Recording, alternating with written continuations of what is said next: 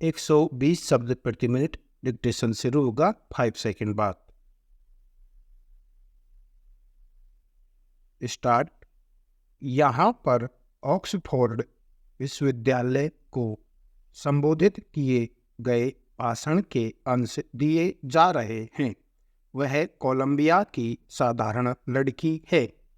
वह अपने संस्थान के माध्यम से गरीब बच्चों को शिक्षा देने के लिए बड़े स्तर पर काम कर रही है। वह दुनिया में सुर्खियां बटोरने और सामाजिक कार्यों में गहरी दिलचस्पी रखती है। आपने मुझे इस मंच के माध्यम से संबोधित करने का मौका दिया है। यह मेरे लिए गर्व की बात है। यह देख कर अच्छा लगा कि यहाँ पर प्राथमिक शिक्षा, माध्यमिक शिक्षा, स्कूल, कॉलेज और विश्वविद्यालय के इतने सारे छात्र छात्राएं मौजूद हैं। लेकिन आपको पता होना चाहिए कि आज यहाँ कोई मनोरंजन नहीं होगा।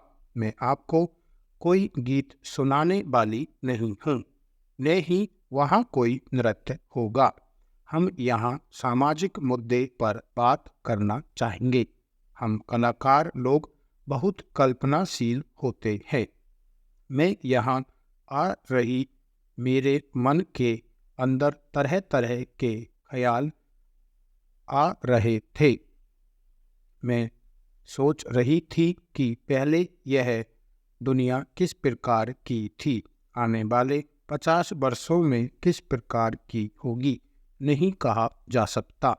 मैं समझती हूँ कि युवाओं के विचार और उनके इरादे इस दुनिया को बदल सकते हैं। पैराचेंज। मैं इस बात में कतई यकीन नहीं करती कि पुराने दिन अच्छे थे। मैं मानती हूँ और उम्मीद करती हूँ कि आने वाला कल आज से कहीं बेहतर होगा। जरा कल्पना कीजिए, आज से 50 साल बाद क्या हालात होंगे। तब कैसी होगी हमारी दुनिया। तब हमें कौन सी चुनौतियों का सामना करना पड़ेगा, जिनसे निपटने की तैयारी हमें आज से ही करनी होगी। आज हम ऐसा क्या करें कि हमारा आने वाला कल बेहतर हो सके। भविष्य को लेकर मेरा एक सपना है। पैराचेंज।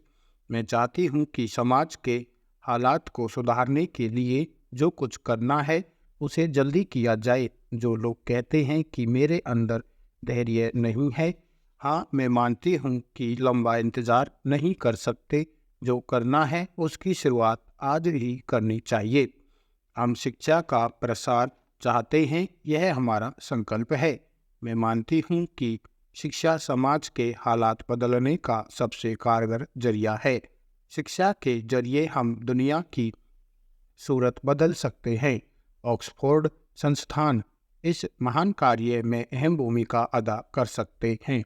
आप जैसे छात्र मिलकर शिक्षा का मजबूत प्रसार तंत्र खड़ा कर सकते हैं। हम सब मिलकर एक दूसरे को जागरूक बना सकते हैं। नौजवान यह काम आसानी से कर सकते हैं। हमें एक पक्का इरादा बनाना होगा। हमें ऐसे लोगों को एकजुट करना होगा जो एक दूसरे को प्रेरित करें, एक दूसरे को जागरूक बनाएं। इसी संजाल के जरिए हम सब मिलकर दुनिया के तमाम मसले आसानी से हल कर सकते हैं। यह सदी तकनीकी विकास की गवाह रही है। आधुनिक तकनीकी ने हमारा जीवन काफ़ी बदल दिया है। आप यहाँ यह भी कह सकते हैं कि दुनिया मानो आज एक विशाल मोहल्ले में तब्दील हो गई है। पैराचेंज। आप युवा साथी भविष्य के निर्माता हैं। आप किस प्रकार समाज की परेशानियों को दूर कर सकते हैं। मैं मानती हूँ कि शिक्षा उम्मीद का टिकट है। शिक्षा सपनों का रास्ता है। मैं कोलंबिया में पैदा हुई। मैंने सामुदायिक संघर्ष और हिंसा का दर्द महसूस किया था। मैंने लोगों को गरीबी और असमानता के दंश को सहते हुए देखा है। विकासशील देशों में शिक्षा विलासिता है, अधिकार नहीं। विकासशील देशों में हर बच्चे को शिक्षा नसीब होना बड़े दुर्भाग्य की बात होती है। केवल अमीर और संपन्न लोग अपने बच्चों को पढ़ने लिखने की सुविधा दे पाते हैं। मैंने उन गरीब लोगों की तड़प करीब से देखी है जो तमाम अभावों के बीच अपने नैनीहालों को स्कूल भेजने के लिए जद्दोजहद करते हैं। मैंने ऐसा समाज देखा है जहां गरीबी में जन्म लेने का मतलब है गरीबी में ही मर जाना। पैराचेंज। मैं नहीं मानती कि हर बच्चे को शिक्षा देना असंभव है। कोई सरकार यह नहीं कह सकती कि यह नहीं हो सकता। यदि सरकार दृढ़ संकल्पित है, हर बच्चे को शिक्षा मिल सकती है। देश के सभी गरीब बच्चों को शिक्षा देने के लिए स्कूल फीस माफ करनी होगी, बेहतर शिक्षक नियुक्त करने होंगे और बच्चों को मुफ्त पुस्तकें देनी होगी। यह कार्य असंभव नहीं है। किसी भी विकासशील देश में यह किया जा सकता है। यहाँ एक और बात अहम हो सकती है, हमें हर गरीब बच्चे को निःशुल्क खाना देना होगा। कोई बच्चा भूखे पेट पढ़ाई नहीं कर सकता। मैं यहाँ एक बात साफ कर देना चाहूँगी कि शिक्षा पर खर्च करने का मतलब यह नहीं है कि आप दान दे रहे हैं, यह किसी एक एहसान कर रहे हैं। शिक्षा का खर्च करने का आशय है भविष्य के लिए निवेश करना। बच्चों को अच्छी शिक्षा देकर आप एक बेहतर देश बनाने की दिशा में महत्वपूर्ण कदम उठा सकते हैं। बच्चों को मुफ्त शिक्षा देने का एक फायदा यह होगा कि आप अपने देश में बाल मजदूरी की प्रथा को खत्म कर पाएंगे। शिक्षा के जरिए दुनिया में शांति और स्थिरता कायम की जा सकती है।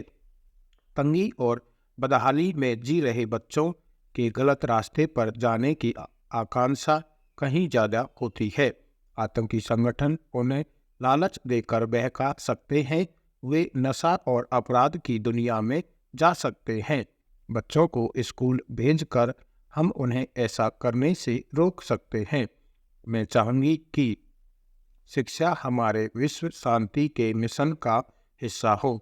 हम अफगानिस्तान में शांति मिशन के तहत 30,000 सैनिक भेजने की बजाय 30,000 अध्यापक भेजे जा सकते थे जो वहाँ के बच्चों को पढ़ाते। शिक्षक भेजकर हम शिक्षा की दुनिया में क्रांति ला सकते थे। अगर हम आज अपने बच्चों को शिक्षित करेंगे तो कल वे चिकित्सक बनकर सबका इलाज करेंगे, वैज्ञानिक बनकर चांद पर खोज करेंगे और शांति दूत बनकर दुनिया में अमन फैलाएंगे। हमारा शांति शिक्षा मिशन का मतलब दुनिया भर के देशों पर दोष जमाना नहीं होना चाहिए, बल्कि दुनिया को शिक्षित करना भी हो सकता है। मैं ऐसे ही सुनहरे भविष्य का सपना देखती हूँ। स्टॉप।